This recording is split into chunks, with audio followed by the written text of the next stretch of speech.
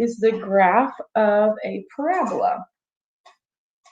A parabola is a quadratic function, and what this graph has, so every quadratic function, every parabola is going to have a vertex point. So that's this point down here in yellow, okay? The vertex point is the point at which the parabola changes direction. So at first it was going down. As you can see, it's moving down. Then it gets to the vertex point, and now the parabola starts to move up, okay? So every every quadratic has a vertex, and the vertex is either going to be the maximum value or the minimum value. Okay, it's one or the other. Then what we have is we have two, for this specific parabola, we have two roots or x-intercepts or zeros. Those are going to be these green dots here that are circled in blue. So our parabolas can have one root or zero or solution, or they can have two. Sometimes they can even have zero if they're up above the x-axis. It's pretty rare, but it's definitely possible. Okay, and then this parabola has one y-intercept. Okay, this y-intercept is right here at 0, -3. The y-intercept, just like in a linear function, the y-intercept is where our graph crosses the y-axis. And then lastly, we have an axis of symmetry. That's this pink dotted line. The axis of symmetry, what that does is it tells us the line where we could fold our parabola in half, and it would be the same on both sides. Okay, the axis of symmetry shares the x value from the vertex. Okay, the axis of symmetry has to go through the vertex. All right, so today what we're going to be doing is we are learning how to identify key features of quadratic functions, and determine transformation. So we're going to not only look at the functions themselves and the graphs of them, but we're also going to look at transformation. A transformation is when we alter or move around the original parent function to create a new equation.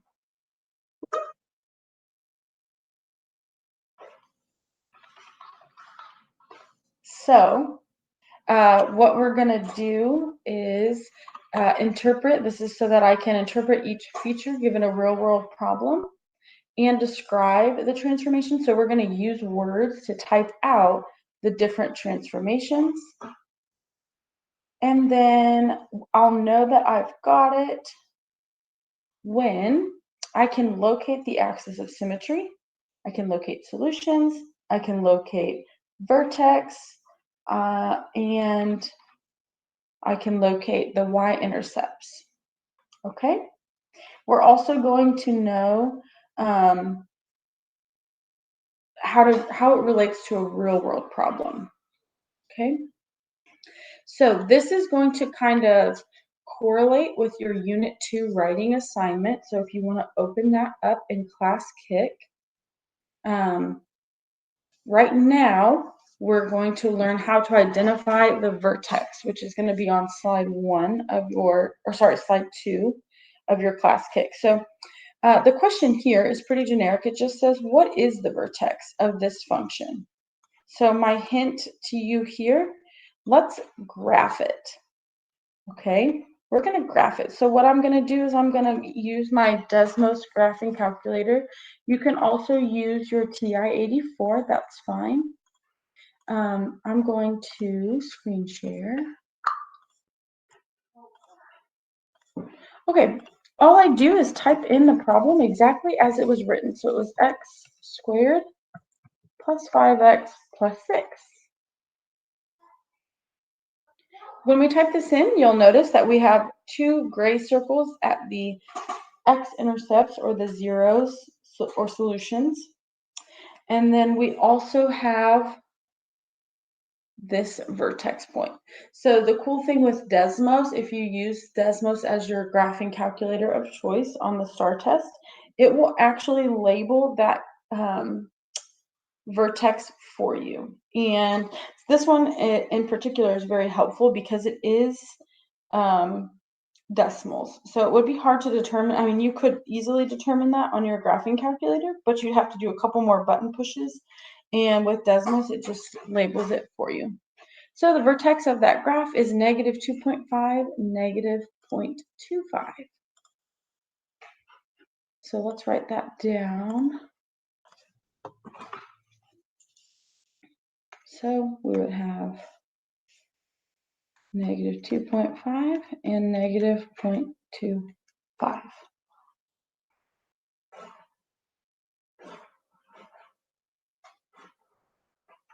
Okay. Now, let's go ahead and look at the next problem. So this one's almost identical to what's on your slide number 2. We have 4 questions. What is the equation? Actually, Travis, before we do this, do you want to go ahead and go? Okay, let's do that. I can. Yeah, let's pause here, guys. Mr. Johnson's going to talk to you for just a second. And then this is exactly like slide number 2 on your writing assignment. So we're going to pause. That way we can just go right into you doing it on your. Oh, I took over your screen here. Well, I'll be fast. Miss Smith. Well, welcome everybody. Thanks for giving me a second to come chat. I do have a important topic, I guess one that, brings a lot of warm fuzzies and everybody gets excited about, STAR testing. So I want to talk about a couple things. I just want to make sure we're all on the same page first. But I also want to talk about kind of the importance of it and why we take them and what the requirements are and everything else. So let's take a look at it. Why should you care? Why should you do your best is always a question I think we get from the students. It's not your favorite thing to run out and go take a test, but it is a graduation requirement. So that's not coming from TOPS. That's not coming from Mr. Johnson. That's coming from the state of Texas. The state of Texas requires you to pass 5 EOC exams. EOC stands for end of course. And I'll go over the 5 tests in just a second so you can see which ones you have and give you dates. But the whole point of coming to high school is to graduate, right? We're not trying to take all these classes to not leave with a high school diploma. So know that this is one of your graduation requirements. And it's not just you go and you take it and you're good. You have to actually go and pass it. So when you look at why we do it and kind of why the state wants it and everything, the state of Texas is looking at this as an evaluation of your growth. So they have what you did in 8th grade. They want to see what you're going to do in 9th grade, and they're expecting to see a year of growth over that time frame. Okay, you've been in school for a year. You should be a year better in math. And that's what they want to see. So that's what these tests are here to kind of evaluate whether you're experiencing that growth. On top of that, it's a reflection on our school. I can tell you honestly that there is legislators in Texas and there's other constituents that do not believe in online learning. They do not think that it's something that we should offer in Texas. They think every kid should go to brick and mortar. I think we all know here in this room, there's lots of reasons students come to TOPS, whether it's medical, whether it's sports, whether it's a business you're helping your family with, whether it's, getting out away from bullying or dealing with having a little more flexibility in your life. There's lots of things that drive students to our school, and there's lots of students that are very, very successful at our school. But this is our chance to show that. We're affiliated with Huntsville ISD. That's who our charter is through. And I always compare our scores to the brick and mortar high school that they have. Typically, we beat their brick and mortar high school on pass rates for these EOC exams. And I don't ever want to see that change, because there's the people that do not believe in online learning. This is a direct data that shows our kids are not only getting taught here, but they're also being successful. And here's the results. That shows that we were able to do better than what a brick and mortar campus was able to do on the same test. And kind of on top of that, it's a reflection on your teacher too. We have some amazing Algebra 1 teachers, Miss Smith included, and they put a lot of time and effort into making sure that you're prepared for these. So, not only is it a reflection on you, Tops, and your teacher, but it should be something that you want to see yourself do well on. So I can tell you that we did a lot of work on our interims of getting everybody to take them. And the purpose of doing that is to gain data that we can use for these upcoming sessions. So your small groups coming up and your whole groups are extremely important that you attend. It's one of the best ways for us to make sure that we've covered things that we saw in the interim that we need to refocus on. So you're going to have a lot of time in those sessions dedicated to STAR preparation. I know a lot of y'all go into these tests nervous or concerned or worried or whatever it may be. The easiest way to combat that is to do the work, right? Is to make sure you're prepared. And I think for math, we all know that the more times you practice, the better things are. So dedicating to these sessions and making sure you're engaged in these sessions is going to be huge to making sure you're prepared. The last reason I'll kind of cover here is, like I said, we are affiliated with Huntsville ISD, and their board of directors helps us set our enrollment requirements. And one of our enrollment requirements has always been that you're up to date on state testing and that you're on grade level. And I can tell you right now that not attending state testing means that you're not up to date on state testing. And that is one of our enrollment requirements. So not attending puts you at risk of not being able to come back to Tops and re-enroll here. So it's not really like a threat. That just is what it is. When you came in, you were up to date on state testing. So we need to stay that way, right? Now, I do want to cover the dates and make sure everybody is kind of aware. Most freshmen have 3 exams, meaning you would take 3 out of your 5 state tests and could be potentially done with those at the end of your freshman year if you pass all those. So you have Algebra 1, which is on May 8th. Most of you will have English 1. Some of you may have English 2 if you're ahead in English. And most of you will have biology. Typically, English 2 happens your sophomore year, and then U.S. history happens your junior or senior year. So make sure you know your schedule, kind of write it on your calendar right now so you have an idea of when it's going to be. The testing confirmations went out yesterday, so you can get in Testing Nirvana and check them out to see what times you're scheduled and make sure the location's one that works for you. And the last thing I'll put here is you can, if you're interested, participate in peer tutoring. So our teachers have been, submitting some problems and things like that to the peer tutors. But if you are interested, you're more than welcome. You can join in at peer tutoring. Just sign up for it. They'll set you up for the session. It's Friday at noon, but it's another good opportunity to work through some problems and get some more practice under your belt before you go take this test. So with that said, if you have questions about state testing, shoot me an email, send me a note, send Ms. Smith a note. Let's make sure that we know what we're up to.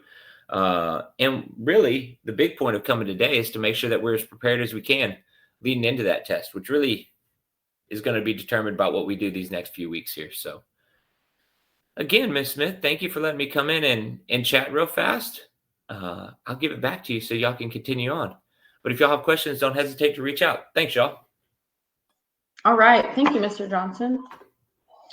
All righty. So hopefully you have your Unit 2 writing assignment pulled up. So let's go ahead and start on this one. All righty. So the first question says, what is the equation of the axis of symmetry? So remember, axis of symmetry, that has that x in it. So we know it's going to be x equals, and the x value is actually going to be the x value of the vertex. So what we're going to do first is let's go ahead and find the vertex point. The vertex point is going to be right here, and I'm going to write that as an ordered pair. So that would be 0, -6. Yeah, good, Zoe. Just don't forget your negative sign. Okay, and for the x equals, now we're going to go ahead and put in that x equals. We're going to use that x value from our vertex. So the equation of the axis of symmetry is x equals 0, which would be this y-axis. Okay, All right, now I want you to tell me what are the coordinates of the x-intercepts. So I'll give you a hint here. There's going to be 2.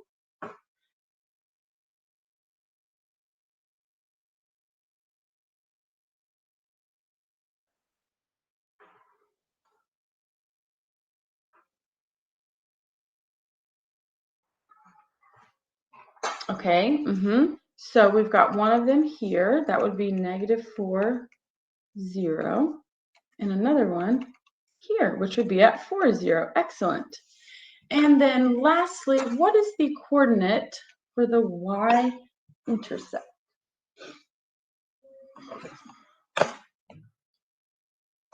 Yep, so give it to me as coordinates. So when it says coordinates, it wants you to list it as an XY ordered pair.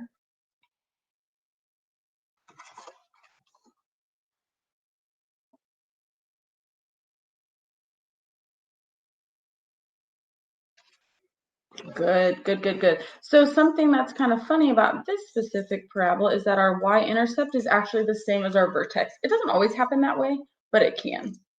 Okay. All right, so what I'm going to do is I'm going to give you 3 minutes. You're going to complete page 2 in Classkick.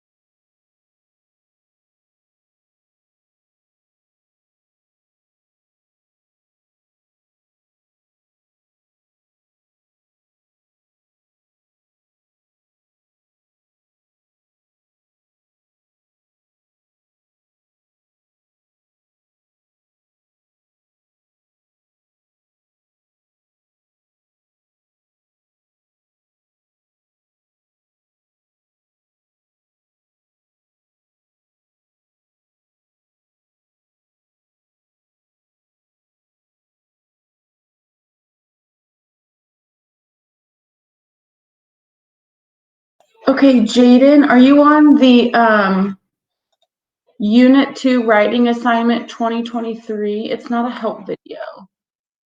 That's okay, no worries. Okay, good job, Zoe. If you don't want to stay, you don't have to, but if you want to stay just to make sure that you've got your answers correct, you can.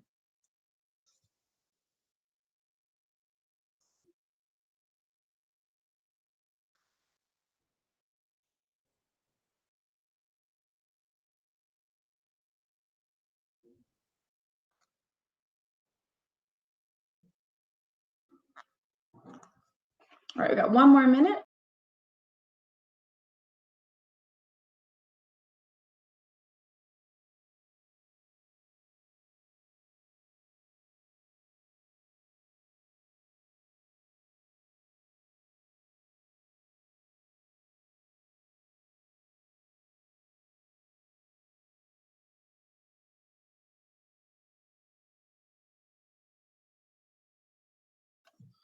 All righty, let's go ahead. If you want to go to slide number 3, I'm going to do a practice problem here with you, and then you will be free to go and do yours. So this one is about transformations of functions. So we have what's called the parent function. The parent function of a quadratic is f of x equals x squared.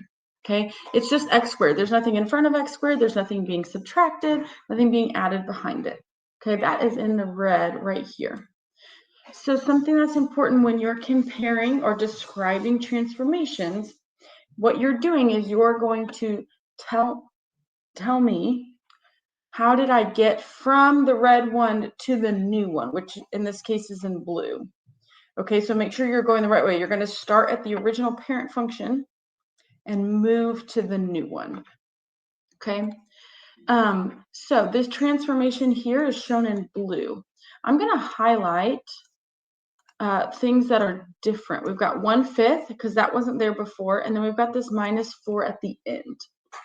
Anytime we multiply our function by something in front of x squared, if it's greater than 1, that's going to make our function more narrow.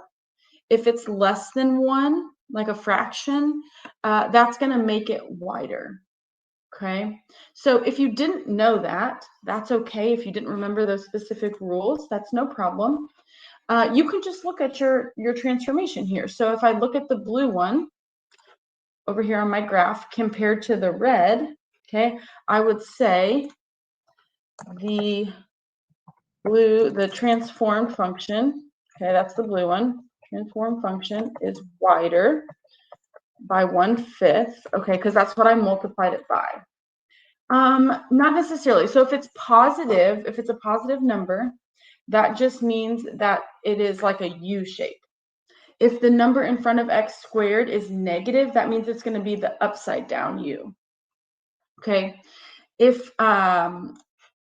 So if the number is greater, if it's greater than 1, that's when we're going to get more narrow. So greater than 1 is narrow. And then less, like if it's between 0, we'll just call it x. If it's between 0 and 1, so like in this case, 1/5, 1/4, 1/2, 1/3, that's when it's going to get wider. You don't have to memorize this because you can always just graph it. Okay, and I'm going to show you how to do that on when I finish this problem. Okay. Okay, so first of all, it's wider. And then the second part, when we are adding or subtracting something at the end, so not inside the parentheses with x, but at the end, that's when we're going to move up or down. Since we're subtracting, this one moves down. So the transform function is wider by 1/5 and moves down 4 units. Okay, and even if you didn't remember that, you could just look and say, okay, here's my parent function, and I had to move down to get to the next. The vertex moved down. Okay, so I would say it moved down 4. On your class kick, if you go to page 3, go ahead and look at page 3. On yours, it tells you this is the function, and it's transformed to this function. You can actually, I'm going to do an example real quick. I'm not going to do the same exact one, but you can just type in that problem where it even says g of x. You can type it in exactly like it is into Desmos, which is why I really love Desmos. So let me show you how to do that. I'm going to share my screen. Okay, so if you go to Desmos, the original parent function we know is x squared. Okay, so in red, that's our parent function. Now, it told us we had a new function. That was a transformation. Okay, I'm going to type in something different. Okay, so let's do 4 and then parentheses x plus 1 squared and then minus 2. Okay, so now that I have them both graphed, I can compare. So from my red one, this function to get to blue, it went down 2 units. It went left 1 unit. Okay, I moved over 1. And it's narrower by 4. Okay, yeah, it's way easy. So I highly recommend using Desmos because you can graph both of them and you don't have to like switch anything around. You can also compare them easily on the screen using red and blue. The graphing calculator does the same thing. It's just not color coordinated and you can't as easily type in like g of x. Okay? Okay, I'm going to pause for you to do slide number 3 on the class kick writing assignment. I'm going to leave up my description here in case you need some help with the wording. Okay, I'm going to give us 3 minutes for this one, and then we'll go over the last problem.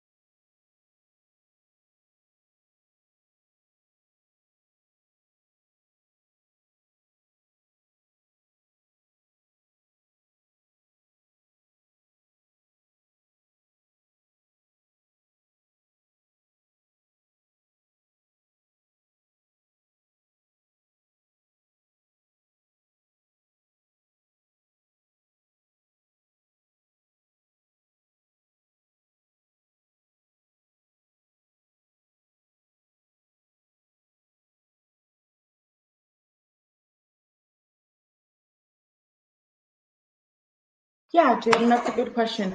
So yes, you do still need to sketch your graph, and you can just sketch what you graphed on Desmos. That's exactly right. All right, we've got 1 more minute, and then we're going to move on to slide number 3.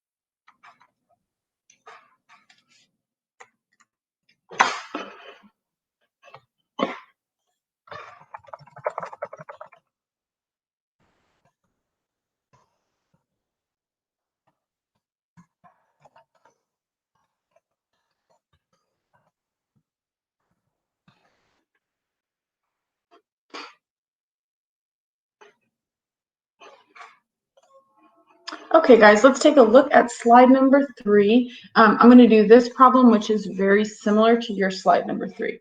So for this problem, Amory recorded the distance, that's x, and the height of a basketball when shooting a free throw.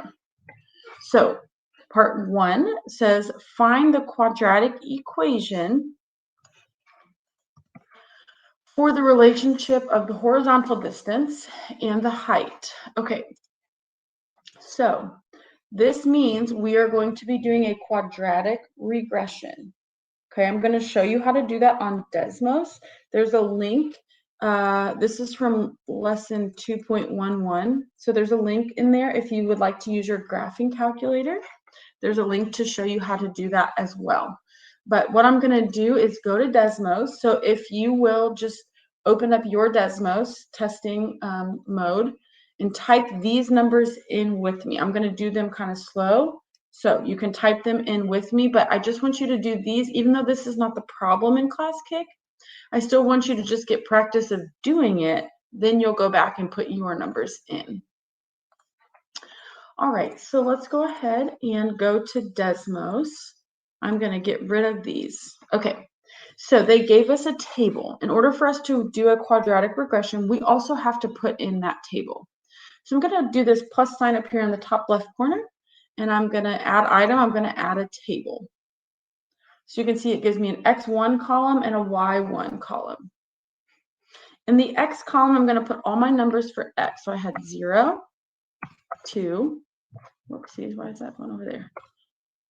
2, 6, 9, 12, 13, and 15.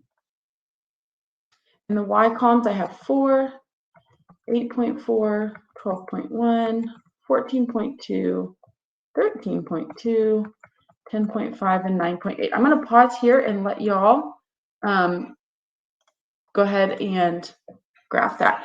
This red circle here with the dots, when you can see that red circle, that means it puts the points that we have in our table, it puts them over here on this graph.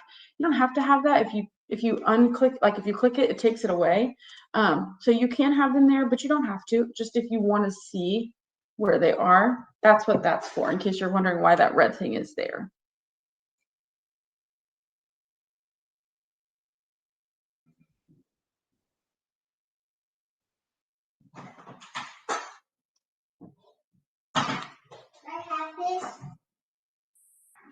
What is it? Sure.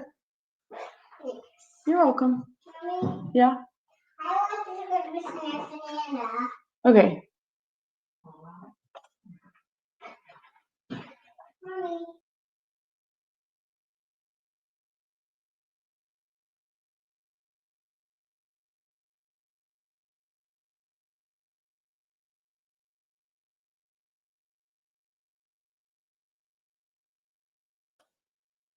All right. So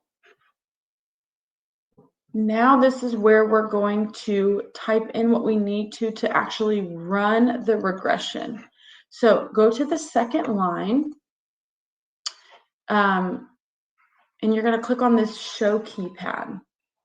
Okay, so you're going to type in Y1, and you can see when I type in Y1, it says that Y1 is a 7-element list, which just means it's this right side from our table.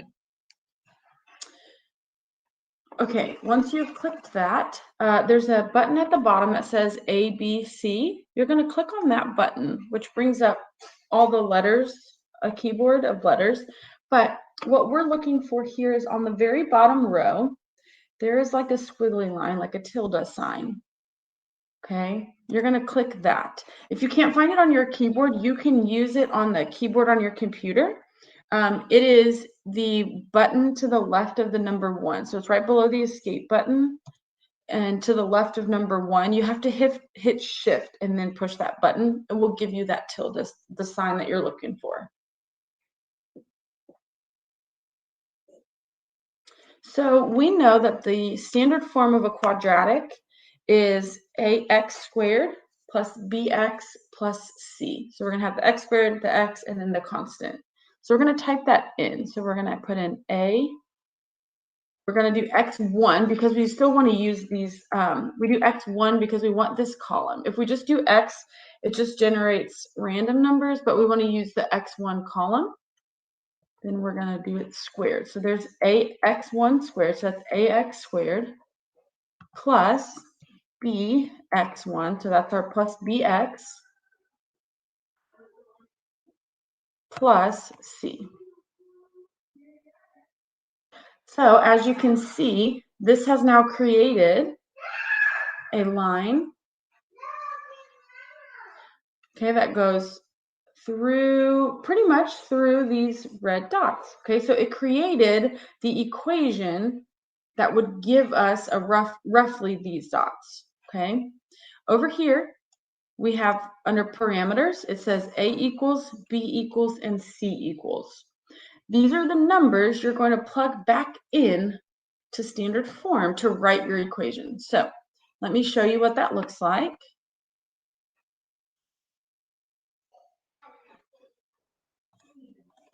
Okay, so for number 1, we had a equals negative 0.12, b was 2.11, and c was 4.22. So remember the standard form was ax squared plus bx plus c. So we're just going to take all of these numbers and plug them in for where they go. Okay, so for number 1, my answer is y equals negative 0.12 x squared plus 2.11x plus 4.22. That's my final answer there for number 1. Any questions about how I got any of that for number 1?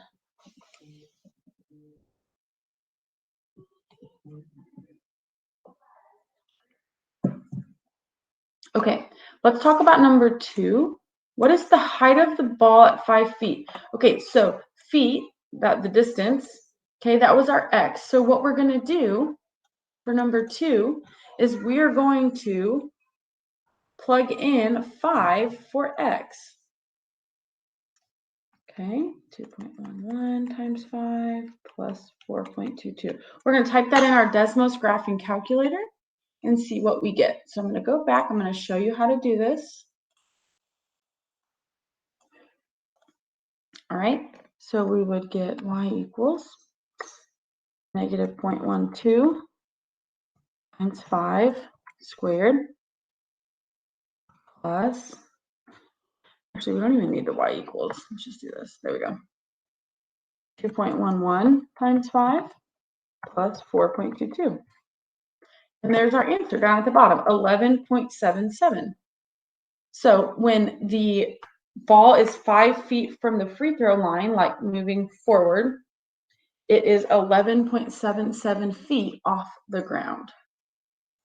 So let's go back. The answer here would be 11.77 feet. Okay, so for your problem on Class Kick, you're going to plug in the number 3. Okay? All right, go ahead and work on yours. I'm going to stay in here for the next 3 minutes in case you have questions. If you don't have questions, you're free to go.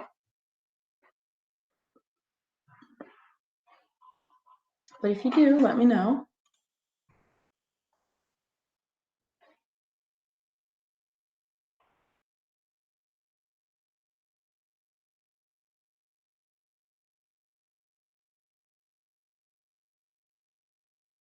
Okay, Jaden, so the equation I used for part 2 is the equation I got from part 1. So you ran your quadratic regression.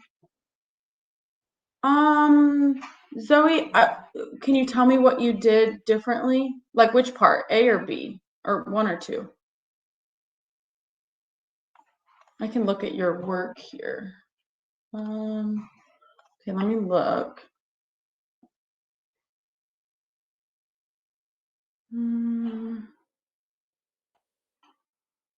Did you use, for what problem? There's no formula. You're creating the equation.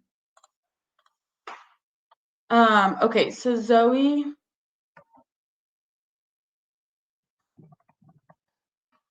it's fine if you did on the TI-84. That's totally fine. I just want to make sure that what you have as your answer is correct. If by differently you just mean you did on the TI-84, then that's totally fine.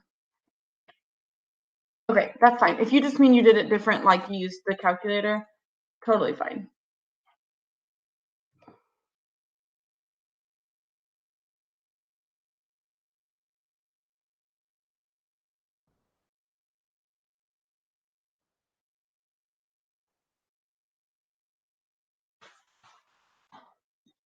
Okay, so I'm looking at yours. Yep, it looks like, yeah, Zoe, you got it. That's perfect.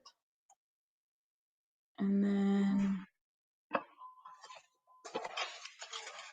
yeah, that should be your,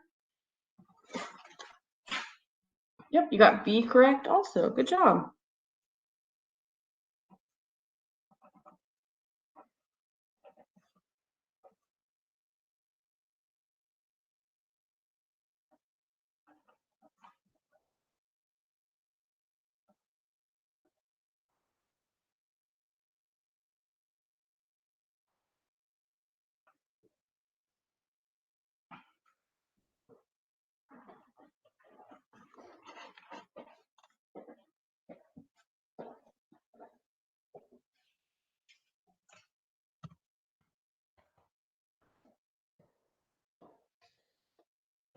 Anybody else have questions?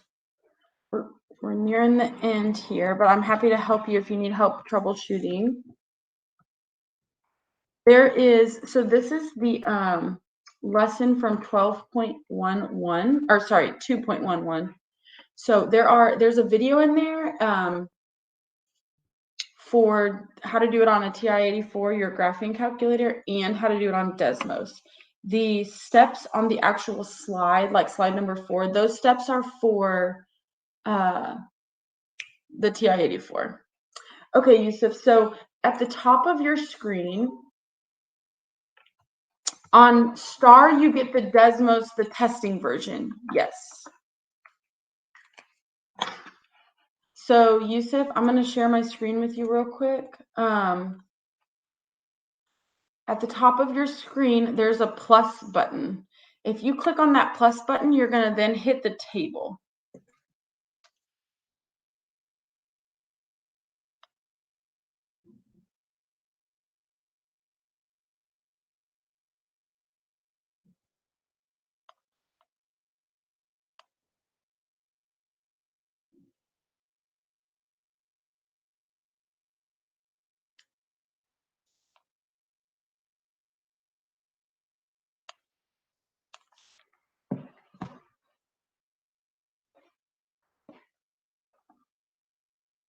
Okay, so Yusuf, it's not going to graph a line from a table. Now you have to, once you put your table in, so like let's say I did 2, 3, 4.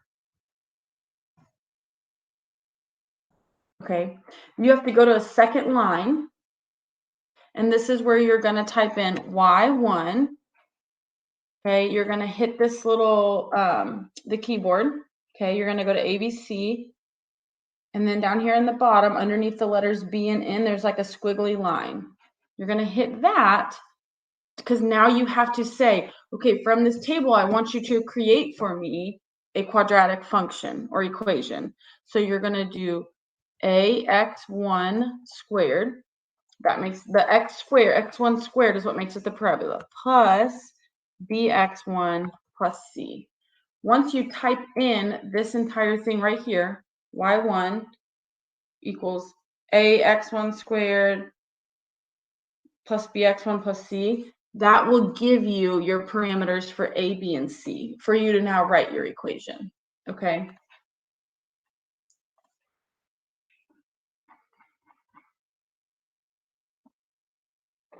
You're welcome.